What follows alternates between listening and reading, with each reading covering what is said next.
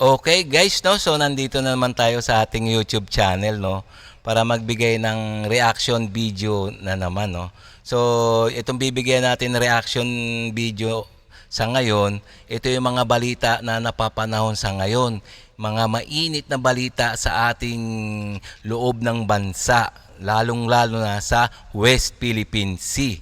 So ito napaka-mainit na issue to sa ngayon, no? Lalong-lalo na sa ating soberanya. So, ito ang pag-uusapan natin, bibigyan natin ng reaction to . So, kung gusto niyo ng mga ganito mga reaction video, lalong-lalo na sa mga bago pa lang sa aking channel, please subscribe and like lang muna bago tayo mag-umpisa mga guys, okay? Ulitin ko ulit bago tayo mag-umpisa, like and subscribe lang muna bago to magumpisa, okay? So, itong bibigyan natin reaction video ay gagaling kay John Reps. So, please paki-subscribe din sa kanya, no? So, kasi itong video na to ay galing sa kanya. Okay? Itong video na ating bibigyan ng reaction ay may pamagat na may 36 Chinese national daw na membro ng Philippines Coast Guard. Binunyag na. Ayan. Binunyag na. Mga espiya ng China. Napakadelikado to, no? So, mayroon pala mga membro ng Philippines Coast Guard na mga Chinese national na nakapagtataka bakit nasa Philippine Coast Guard yan. Kaya pala parang inutil tong ating Philippines Coast Guard pagdating sa resupply, no? Okay, so umpisa na natin yung video.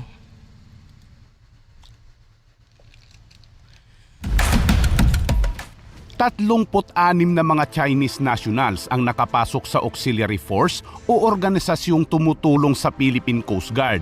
Yan ang inungkat ni Surigao del Norte Representative Ace Barbers sa deliberasyon kahapon sa Kamara sa panukalang modernisasyon ng Philippine Coast Guard. I'd just like to be updated as to the status of that. No? Kasi I understand that most of those recruits who were Chinese have the ranks of Brigadier General, Commandant, and all those things. And parang na-overtaken yung Coast Guard. Pero sagot ni Coast Guard Admiral Ronnie Gavan, delisted o inalis na nila ang mga Chino noon pang Disyembre. Bigo daw kasi ang mga ito na magbigay ng mga kaukulang permit kabilang ang National Security Clearance. We did checks on their compliance to the standard set and we found that they did not comply. So we initiated their delisting. They are now in fact delisted. Pero pag-amin ni Coast Guard Admiral Ronnie Gavan, 3 taon umanong nanatili ang mga Chino sa loob ng Philippine Coast Guard. Grabe na to mga kabayan. Grabe nga, talagang grabe Yung mga 36 national na Chinese national na mga miyembro ng Philippines Coast Guard, biro mo niya, no? Nakatatlong taon na sa Philippine Coast Guard. So marami ng yan. Sigurado marami nang nalalaman yan. Kaya pala tuwing may re-resupply mission, sigurado na to tuwing may magre-resupply ng mga ating tropa, nandyan kaagad yung mga Chinese Coast Guard, mga Chinese Navy, mga Chinese militia vessels. So nakaabang kaagad sila, no? Nakapagtataka nga, no, kung bakit tuwing magre-resupply nandyan din yung mga Chekwa na yan. Kaya nga nakakabwisit, no? Sigurado yan. Siyempre, paano naman nalalaman na magre-resupply, di ba? So, nakapagtataka talaga. Sige, diretso pa natin. Kaya pala laging handa ang mga barko ng China tuwing may resupply mission sa Ayungin at Baho de Masinloc. Kaya pangamba tuloy ni Barbers, These Chinese who have been a member of the auxiliary of the Coast Guard have been performing perhaps spying duties dito sa atin. and in the guise of being auxiliary members. Giit pa ni Barbers, kailangan nito ng mas malalim na investigasyon. Dapat din umanong malaman kung sinong miyembro ng Coast Guard ang nag-recruit sa 36 na mga Chinese nationals na ito. Tama, no? Dapat maimbestigahan talaga to. Maimbestigahan kung sino ang nagpapasok sa 36 nationals na to, no? Chinese national. So talagang against the law of the Philippines to. So kailangan talaga maimbestigahan. Lalo na ngayong umiinit ang tensyon sa West Philippine Sea. Pag tayo napasok nitong mga Chinaman na nag-iispiya lang sa atin, it will render the Coast Guard, the armed forces, useless and inutil. Natanong din ni Santa Rosa City Representative Tama. Kung nandiyan yung mga 36 national, mga Chinese national, parang inutil na nga. Kasi kahit anong plano ng mga Philippine Coast Guard dyan, kung may mga spy, wala rin, di ba? Dan Fernandez kung meron bang alien employment permit na pwedeng magtrabaho sa Pilipinas ang mga nasabing Chinese. Pero tugon lang ni Gavan, They're volunteers, they are auxiliaries. As to whether or not they need to have the work permit, it is beyond our purview at this point. But I think it doesn't make sense kung voluntary. at dahil sa pagiging sensitibo umano ng isyong ito ay humiling ng executive Oo nga, no. Itong mga mga official, sabi voluntary. Sabi naman ni Congressman, naman kung hindi usapan ng voluntary kahit walang sweldo to, no, tatanggapin ito, no. Kung itong mga Chinese national na to. kaya nga voluntary, kahit walang sweldo yan eh. Kasi nga malamang siyempre nautusan yan ng mga ng gobyerno ng China. Malay mo ganon, 'di ba? So kahit walang sweldo yan, kahit voluntary yan eh, kasi nga parang spy na mga Chekawayan dito sa ating Philippine Coast Guard. session ang Philippine Coast Guard para sagutin ang umuulang tanong ng mga kongresista. Sa ngayon mga kabayan, malinaw na sa atin na meron talagang espiya ang China, hindi lang sa ibang bansa kundi pati na sa Philippine Coast Guard na pangunahing nagbabantay sa teritoryo ng Pilipinas. Mga kabayan, kaninong administrasyon naman kaya nakapasok ang 36 na China na ito at sino ang nagpasok sa mga ito na 3 taon na palang nasa loob ng Philippine Coast Guard? Kaya't mag-subscribe mga kabayan. Grabe, no? So 3 taon na pala, no? So ayun ang tanong doon, no? So sino kaya nagpapasok diyan? Kung saang administrasyon? Upang malaman ang mga susunod na update tungkol dito. At sa ibang balita naman mga kabayan, sinabi ni Pangulong Marcos Jr. na delikadong basta na lamang paganahin ng Pilipinas ang MDT o Mutual Defense Treaty ng Pilipinas at Amerika. Sinabi ni Pangulong Marcos na nakatitiyak siya sa suporta ng Amerika at seryoso ang Amerika sa kasunduan ng Mutual Defense Treaty. Sa kabila nito, ayon kay Pangulong Marcos, mapanganib kung sakaling magkaroon ng problema at basta na lamang tatakbo ang Pilipinas sa Amerika. Ayon sa Pangulo, hindi siya ganito magtrato ng problema at iniiwasan nito na magkaroon ng anumang gulo sa West Philippine Sea. Sa halip, ay magpapatuloy ang mapayapang pagresolba sa mga usapin tulad na lamang anya ng dialogo sa iba't ibang antas upang mapanatili ang sitwasyon sa manageable level. Yan din Oo nga. Si Presidente Bongbong Marcos hindi basta-basta magde-declare ng gera yan, no. Hindi basta-basta pupunta kagad kay Uncle Sam yan para invoke ang ang Mutual Defense Treaty. So kasi alam nyo kung ano mangyayari pag nagkaroon ng gera. Damay lahat tayo, no. So pati bansang Pilipinas, hindi lang sa West Philippine Sea. So kaya nga matalino to si Bongbong Marcos itong presidente natin ngayon. Hindi basta ura-urada na magdesisyon na gera kaagad. Napupunta kaagad kay Uncle Sam. So talagang alam niya ang mangyayari, no. pag activate na yung Mutual Defense Treaty ng Amerika at Pilipinas, sigurado yung gera na yan. So pati siyempre bansang Pilipinas, damay na rin. Magliliparan ng mga missile dyan, no? So siyempre, apektado mga Pilipino, gutom. Kaya hindi basta-basta susumbong kay Uncle Sam. Sige, diretso pa natin.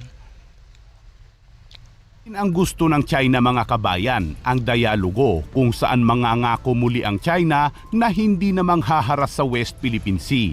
Ilang taon nang nakikipagdialogo ang Pilipinas sa China pero wala pa rin nangyari. China pa rin ang hari sa West Philippine Sea. Kaya nga, ilang taon nang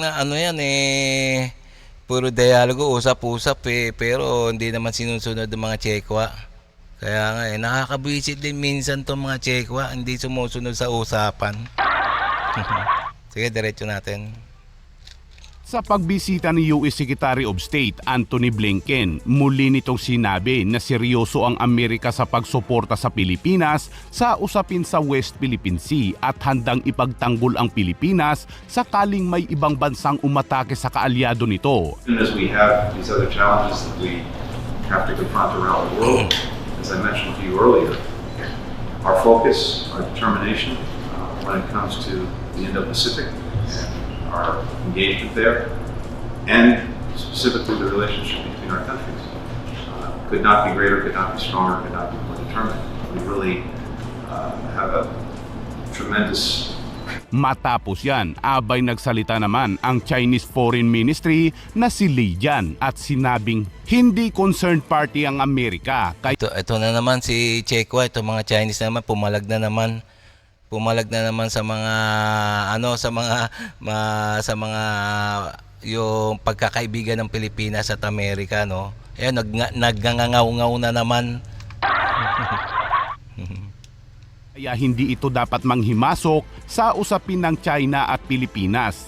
Dagdag pa ni Li Jian, ang kaoperasyong militar sa pagitan ng Pilipinas at Amerika ay hindi dapat makapaminsala sa soberanya, karapatan at interes ng China sa West Philippine Sea at lalong hindi dapat magamit upang magbigay ng mga plataporma para sa iligal na pag-aangkin ng Pilipinas sa kanilang soberanya. At dagdag na balita mga kabayan, Oo nga, no. Itong mga Chekwa na to, no. Lagi na lang nakikialam sa mga plataforma kung anong ginagawa ng gobyerno ng Pilipinas, no. Labas na siya doon, no, kung gusto natin maipagkaibigan, defense cooperation sa Amerika, no. Kasi nga ang bansang Pilipinas kasama sa alyansa ng mga makapangyarihang bansa. So kaya nga sigurado takot tong mga Chekwa kasi nga masasapawan sila, no. Hindi nila masasapawan yung Pilipinas pag nandiyan yung si Uncle Sam. Sige, diretso pa natin.